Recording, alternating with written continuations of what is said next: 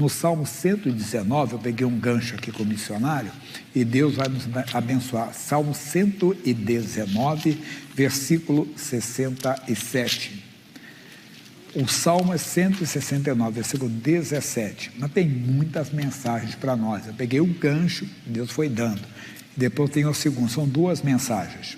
Ele diz assim: antes de ser afligido, andava errado, mas agora guardo a tua palavra. Quer dizer, às vezes a pessoa passa algumas aflições na vida para que ela descubra que ela está andando errado, que a vida dela também não está certa, não está de acordo com a palavra. E estamos falando de pessoas que frequentam a igreja, às vezes pessoas que estão no púlpito da igreja, que estão cooperando, são cooperadores, obreiros e tudo, e às vezes não estão vivendo como deveriam de viver, e vem a aflição, vem uma luta, vem uma adversidade, e a pessoa já vê assim, aí cai a ficha. Quem não conhece a história de Ezequias, Isaías capítulo 38, Isaías capítulo 38, o versículo 1, diz: naqueles dias Ezequias adoeceu de uma enfermidade mortal, e veio a ele Isaías, filho de Amós, o profeta, e lhe disse: assim diz o Senhor, põe em ordem a tua casa, porque morrerás e não viverás. Olha que eu prego isso aqui há anos, tem alguns anos, já anos pregando o Evangelho. E esse versículo aqui é muito conhecido nosso, que o Ezequias não recebeu a oração do Isaías. Imagine, o Ezequias era o rei, recebe a visita do profeta, ele está doente, muito doente, é uma doença mortal. O que se esperava do profeta? Pelo menos uma oração, mas ele não orou. Não orou, e nós sempre comentamos que ele não poderia orar, porque Deus queria a oração do Ezequias. É verdade, Deus não receberia a oração do homem chamado Isaías, a oração teria que ser do Ezequias. Aparentemente, assim, Deus dispõe em ordem a tua casa, porque morrerás, mas Deus não tem poder de curar, Deus não faz o impossível se tornar possível. Nós temos que ficar atentos. Às vezes estamos esperando uma oração, e não é uma oração, é uma palavra. Não saia daqui, que você conhece bem, ele vai colocar para mim ali o Salmo 107, versículos 19 e 20. Veja comigo.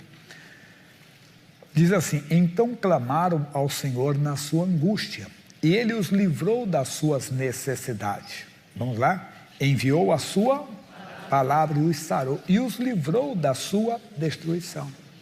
Às vezes não é a oração que você precisa de uma palavra que pode advertir você, que pode exortar você, pode repreender você. A palavra de Deus, ela sempre vem para salvar. Nem sempre aceitamos, porque nem sempre achamos que estamos no erro, nem sempre achamos que estamos errados.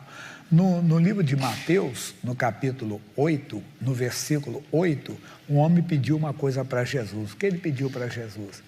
E o centurião respondendo disse: Senhor, não sou digno que entre debaixo do meu telhado, mas dize somente uma palavra e o meu criado sarará. Fique atento à palavra, à pregação, porque na pregação, na palavra está a sua cura. Não é na oração, é na palavra. Se você não aceita a palavra, não se curva diante dela, não se prostra diante dela, a palavra é Deus conosco. Deus está na sua palavra, Deus não está em outro lugar. Às vezes a pessoa, Deus está na montanha, Deus está, ali é a criação de Deus. Deus está na sua palavra, onde você encontra Deus é aqui. Então fique atento quando está sendo dada a palavra de Deus, quando está sendo pregada a palavra de Deus, até quando você está lendo, que Deus fala naquela leitura, quer dizer, não é um passatempo, você está ali, Deus está falando. Voltando para Ezequias, ele quando ouviu aquilo não aceitou. Então, versículo 2 de 38 de Isaías: e então virou Ezequias o rosto para a parede e orou ao Senhor, e disse: Senhor, lembra-te, peço-te, de que andei diante de ti em verdade e com o coração perfeito, e fiz o que era reto aos teus olhos. A oração dele, a oração nossa, ele tentou se auto-justificar. Senhor, não pode ser comigo.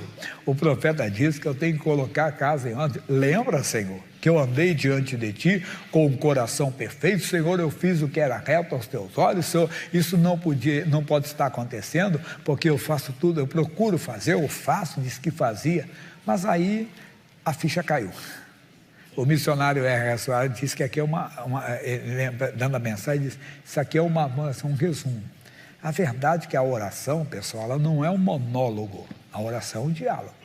Você fala com Deus, Deus fala com você. Enquanto ele está ali se justificando, Deus, isso não pode acontecer. Somos nós. Deus, eu não desejo mal para ninguém. Deus, eu não faço mal para ninguém. Deus, eu estou na igreja todo domingo. Deus, eu não falto o domingo. Deus, eu não falto as campanhas. Eu participo. Você vai, ele parou. Quando parou, a Bíblia diz, e chorou Ezequias, como, pessoal? Muitíssimo. Por que ele chorou? O Senhor Deus vai responder para nós. Então, veio a palavra do Senhor a Isaías dizendo, vai e dize a Ezequias, assim diz o Senhor, o Deus de Davi teu pai, ouvi a tua oração e vi as tuas lágrimas, e eis que acrescentarei aos teus dias 15 anos. Então, aí eu volto à mensagem antiga, a interpretação antiga. Qual? Deus não queria a oração do Isaías, o profeta, ele queria a oração do Ezequias. Ali não é a oração do pastor, não, é a oração sua. A oração que você faz depois de responder a palavra. Primeiro, ele não se encurvou diante da palavra. Ele não se prostrou diante, não. Ele tentou justificar a Deus, a palavra que veio, é que eu tenho que colocar a minha casa em ordem. Mas não, Deus, eu tenho procurado fazer o que é certo, eu faço, ele disse que fazia, com o coração perfeito, mas parou. Ele foi convencido de que ele estava errado. E Deus disse, eu ouvi a tua oração. Deus quer ouvir a sua oração. Durante anos eu digo, tem oração que é personalíssima. O que é isso?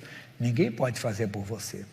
Ninguém pode te representar diante de Deus. É você que tem que orar. É oração personalíssima. Por mais que eu ore, Deus tem misericórdia desse irmão, Deus vem com o teu poder sobre ele. Não está funcionando. Por quê? Porque você é um servo de Deus. Você é uma serva de Deus. Você é um homem que conhece a Deus. Você é uma pessoa que conhece a Deus. Você tem que colocar, se Deus está falando isso, a casa em ordem. E o erro de Ezequias, dá para entender, era o orgulho, a vaidade, não vamos entrar no mérito hoje não. Então segura essa palavra que é importante, tanto que o Ezequias no versículo 17, pula para o versículo 17, Ezequias dizendo assim, eis que para a minha paz eu estive em grande amargura.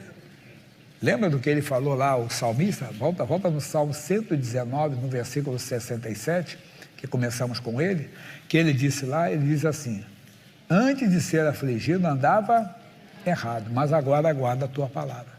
Ezequiel falou que não tinha erro. Ezequiel falou, mas ele foi convencido pelo Espírito de Deus que tinha erro, que a casa dele não estava em ordem, que ele não estava certinho. Aí ele fez o que deveria ter feito antes. O que ele tinha que ter feito antes? Ele diz, eis que para minha paz eu estive em grande amargura, tu, porém tão amorosamente abraçaste a minha alma, que não caiu da cova da corrupção, porque lançaste para trás das tuas costas todos os meus pecados. Mas o homem que disse que não tinha pecado algum, o homem que disse, eu não tenho, Senhor, eu não tenho, somos nós. Nós nos examinamos e não encontramos erro, até que somos convencidos pelo Espírito de Deus. Por isso que devemos de orar, devemos colocar a nossa vida constantemente no altar e fazer, entenda bem, como o Ezequias fez agora, mas é bom que isso nem aconteça antes de chegar à aflição, antes de chegar à luta, porque mesmo andando com Deus, você pode ter luta, mesmo sendo muito de Deus, mesmo sendo um servo de Deus, mesmo sendo uma serva de Deus, mesmo sendo um homem no altar de Deus, uma mulher no altar, pode ter luta. Davi disse no Salmo 34, 19, que muitas são as aflições do justo, mas o Senhor o livra de todas. Ele falou isso. No Novo Testamento, em João 16, 33, Jesus disse, eu tenho-vos dito isso para que em mim tenhais paz. No mundo tereis aflição, mas tem de bom ânimo, eu venci o mundo. Então a aflição pode vir, mesmo, entenda bem, com a vida, mesmo com a casa em ordem, mesmo estando, mas você vai vencer. Você vai passar por ela, não vai perder a paz, como Jesus disse. Você vai ter aflição, pode ter luta, mas não perde a paz. Não, Deus está comigo. Você sabe que Deus está contigo. Quando você entra no desespero, na inquietação, é sinal da ausência de Deus. Porque quando Deus está contigo, não temas, porque eu sou contigo. Você não perde a paz, mesmo na aflição, mesmo na guerra, mesmo na luta, você sabe que Deus está contigo. Ele sentiu a ausência de Deus, ele teve que buscar essa ausência. Quando é que eu encontro Deus e quando é que eu busco? Você busca a palavra ou recebe a palavra e simplesmente se dobra diante dela. Você se encurva diante dela porque a palavra é Deus conosco. Segura essa mensagem, daqui a pouco tem mais.